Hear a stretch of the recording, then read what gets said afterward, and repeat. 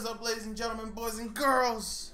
Welcome to Manchester United versus Bristol City preview. I should say Bristol City first because we are away. First things first, let me say I'm in the holiday season. I'm festive. Yes, I do celebrate Christmas. It's time to get it on. I'm in the mood. About to get some hot chocolate. Anyway, we're here to talk about football. So, last time out, we played West Brom. We won. Congratulations, Manchester United. 3 points. But let's be honest. First half we came out firing. We looked like we were gonna dominate them. We looked like we were gonna score 3 or 4. I mean, it just wasn't the case, to be honest. Lukaku, happy for him. Like I said in my live review, carbon copy of his goal, basically, that he scored in his last game.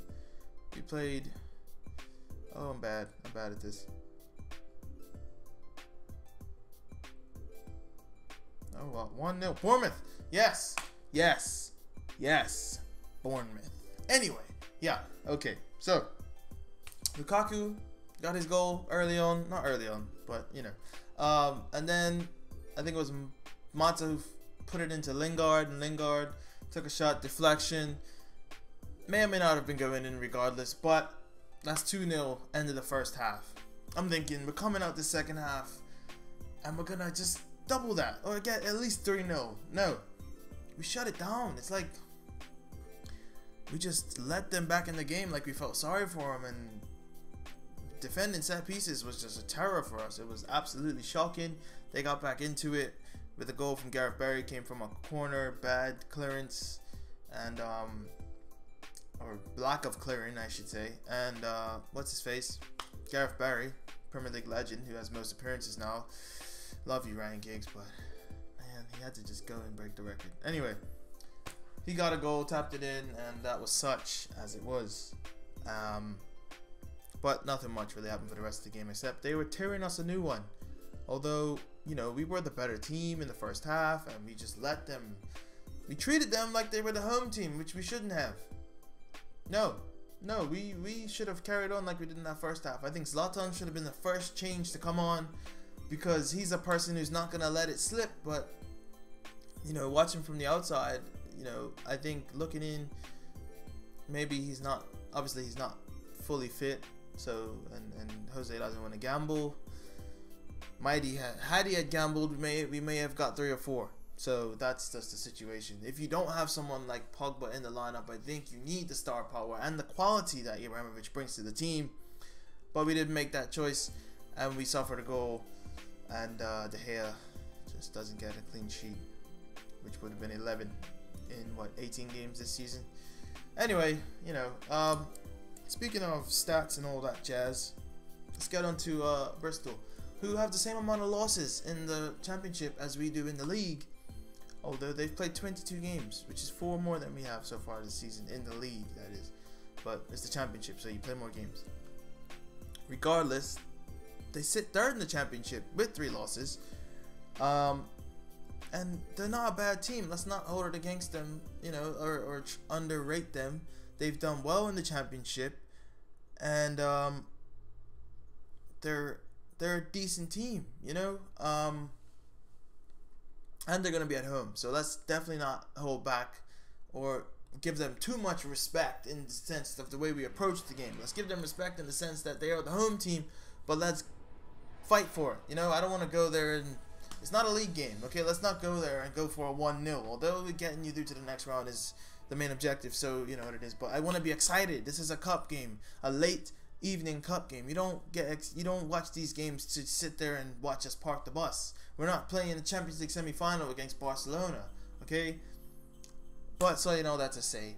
Their top scorer this season has 11 goals, all competitions, and 2 assists. Named Bobby Reed. He is 24 years old. Quality young man. And the second top scorer is, where's the number 9? I don't know how to pronounce his name. It starts with a D. He has 6 goals and 1 assist. But you know, their team contributes all over the place. They all contribute, but they are a solid team, and they are in 3rd, as I said. So you know, just as we would respect Chelsea, we have to respect them. Okay, Manchester City tied to Wolverhampton Wanderers in their last cup game, and had to go all the way to pens to beat them. So this is 3rd place in the Championship. Let's not take it for granted. Championship is a hard-working league, maybe arguably harder working than the Premier League, and they're more physical, which is a bit more enjoyable. And you know, that's just the case. Before I move on to my team selection, since I said the word physical, I will point to a point that Ferdinand made on the Football Tonight on BT, and he said, "Do you think we could get away?" Or was it Terry on Sky? Oh God, I feel like it was. No, it was Carragher. Carragher said it on Sky. Sorry, and he said he made a point to say, "Do you think it would be possible for us to get away with bullying a team like this in the modern era?" And no, we can't, which is why it allows them to play the football they can, because the football, I don't want to say it's a sissy league, but like the Premier League was known for being the tough, rough league, the hard work, grind league, and now you just gotta be so particular, and you gotta not touch people, and you know, if you do, they're gonna go down and get fouls and all that jazz. But 10 years ago, Man City and the likes of the Barcelonas and all that, they're not getting away with what they do in the Premier League. No. I mean, you're still gonna probably play that football, but it's not gonna be as effective, because you see the way. I mean, to be honest, I think a person who played an instrumental part in the change of the Premier League is Hazard.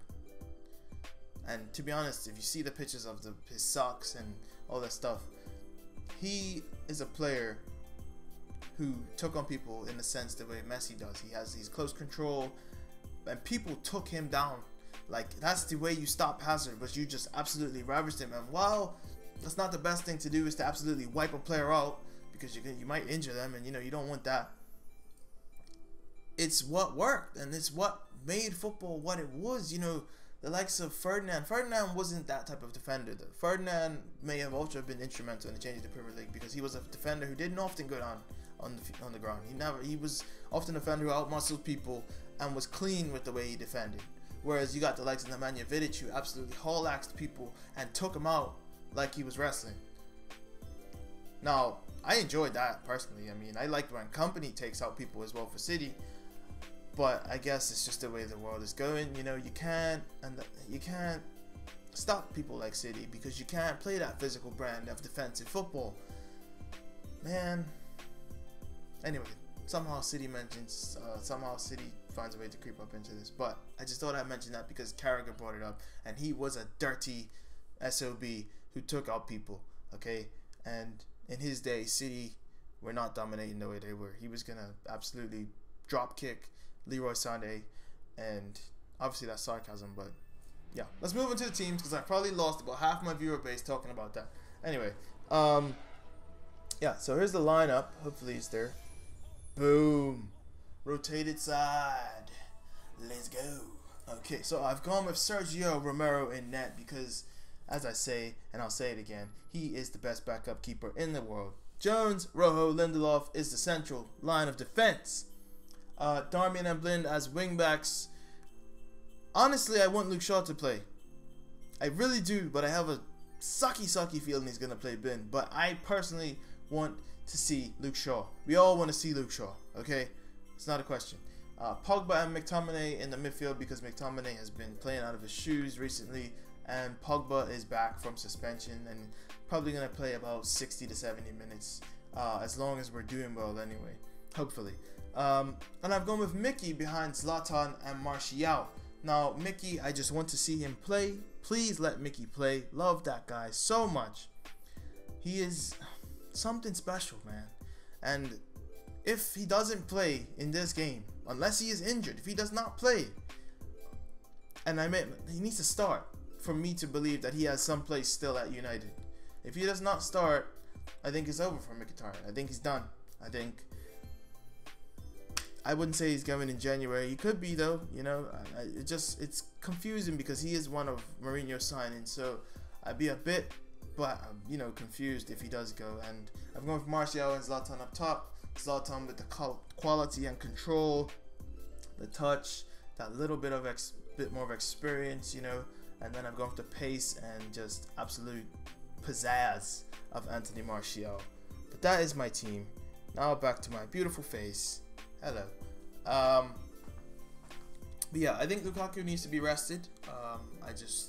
He's played the most minutes for us in the league, over 2,000 minutes for the team, and you know, he's back to form. So I mean, I think you can afford to not drop him, but take him out, because first of all, he's played every minute of every game apart from the couple of games. That other cup game he came on. No, I think he came on in the Champions League or some other game he got subbed on. I don't think there's been a game that he hasn't sat out yet. But I mean, I could be wrong, and I hope I'm wrong. But yeah, just sit him out. No need for him to play. You know, if he's not gonna, if he is not, if Zlatan's not available, I want to see Rashford starting as striker. I don't want to see Lukaku involved in this game, whatsoever. Sorry. I want to see some decent football. Pogba's going to be back in the side. Like I said, I want Mickey to be involved. Hopefully Shaw's involved. Like I said, I put Blender just because it's Mourinho. Let's be honest, it's Mourinho. And that's just the sad truth. But yeah. It's a way. Do I give them the benefit of the doubt of getting a goal? I don't want to, but I'm gonna predict 3-0. That's bold, but I'm gonna predict 3-0. And I would love to see Tuanzebe get subbed on at some point in this game. Some point. He's probably gonna. I don't know. It's gonna be tough. I would like to see Tuanzebe and Shaw involved somehow, some way, but who knows? So this has been the preview. Hope you guys enjoyed. Drop a like and subscribe. I've gained 3 new subs over the last like 20 days, and that's pretty good. I'm aiming for 100 by the end of the season. I gained 7 over the last like 35 days, so it is possible if things keep progressing the way they are. Hopefully they do. I thank you guys for watching. Honestly, I appreciate it so much. Drop a like and subscribe. Comment. Let me know what you guys think, what you want to see, anything you want from me. Sorry. And I have some other videos coming out apart from previews and reviews, because that is kind of all I have the time for right now. But I'm making time to make some other sort of videos, like a Team of the Year awards and all that stuff, and I'm going to try to have other people on. So please drop a like and subscribe. Generally speaking, there's more viewers than subscribers, so please drop a like and subscribe. Please. Thanks for watching. It's been your boy Day. This has been Man United Talks. Deuces, baby.